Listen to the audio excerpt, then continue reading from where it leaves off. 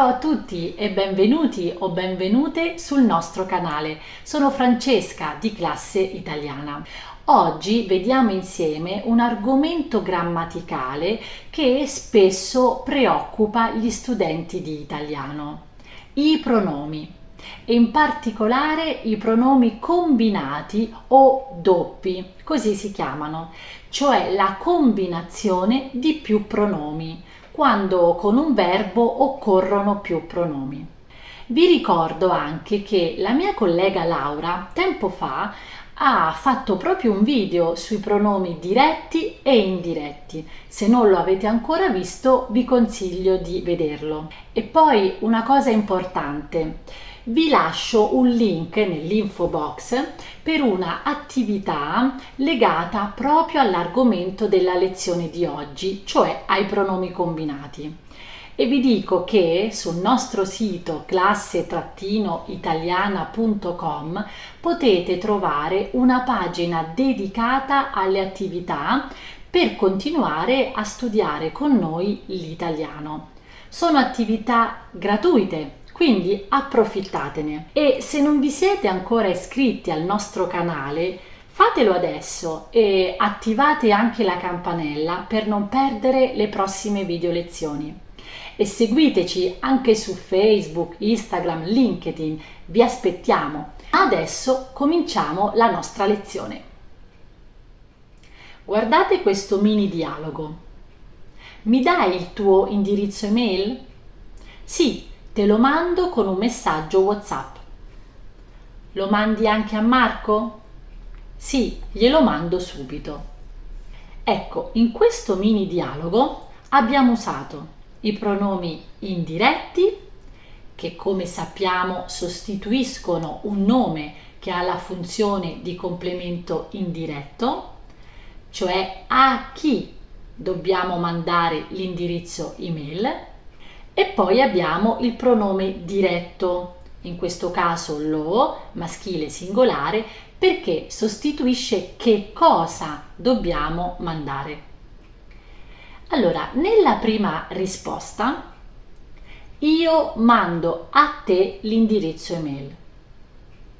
Quindi a te il pronome indiretto è ti.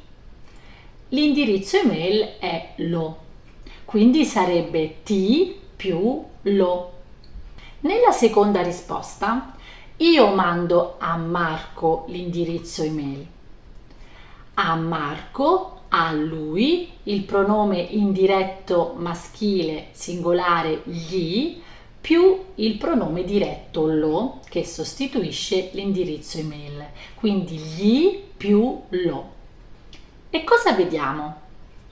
Vediamo che prima c'è sempre il pronome indiretto, ti o gli, e poi il pronome diretto. Vediamo che nella prima risposta c'è un cambiamento fonetico. La i del pronome indiretto ti diventa e quindi è te lo mando. Nella seconda risposta invece il pronome gli a lui si unisce al pronome lo attraverso la e diventa un'unica parola, quindi glielo mando. La forma gli nei pronomi combinati è usata sia per il maschile che per il femminile, per il singolare e per il plurale, quindi non c'è distinzione, usiamo questa unica forma. Anche per il pronome di cortesia. Per esempio, faccio un esempio con il femminile. Se io dico scrivo a Sara un'email, sarebbe a Sara le, una mail la, femminile, e gliela scrivo. Poi una cosa importante che riguarda il pronome gli, terza persona plurale, perché gli viene molto usato in una lingua colloquiale, parlata, informale, ma in una lingua più controllata si usa loro e si mette dopo il verbo. Per esempio, ho scritto loro un'email. Ora vediamo uno schema che riassume le combinazioni dei due pronomi. Allora, vediamo anche qui che i pronomi indiretti sono sempre prima dei pronomi diretti.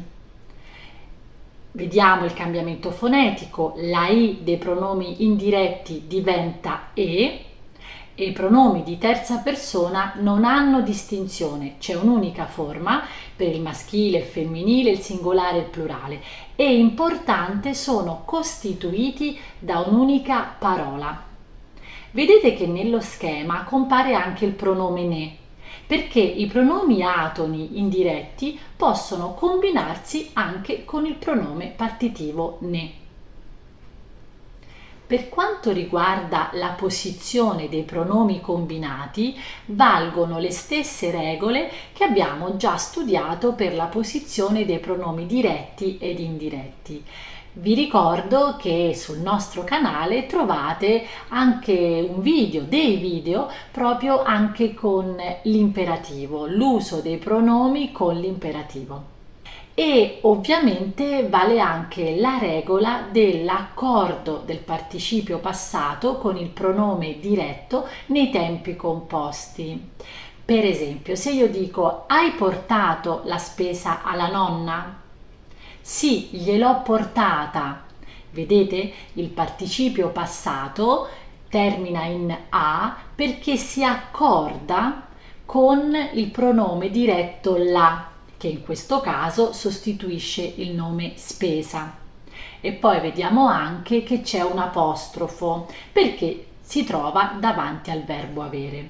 Ma ricordate, la regola dell'accordo del participio passato con i pronomi è valida solo con il pronome diretto, non lo facciamo con il pronome indiretto. Bene, per oggi mi fermo qui, ma sicuramente ritorneremo su questo argomento con altri video per approfondire qualche altro aspetto. Intanto spero che questo video sia utile per il vostro studio dei pronomi combinati e se vi è piaciuto lasciate un mi piace, condividetelo con i vostri amici e ricordate che nell'info box trovate l'attività per praticare proprio i pronomi combinati. Io vi aspetto al prossimo video. Ciao da Francesca di Classe Italiana.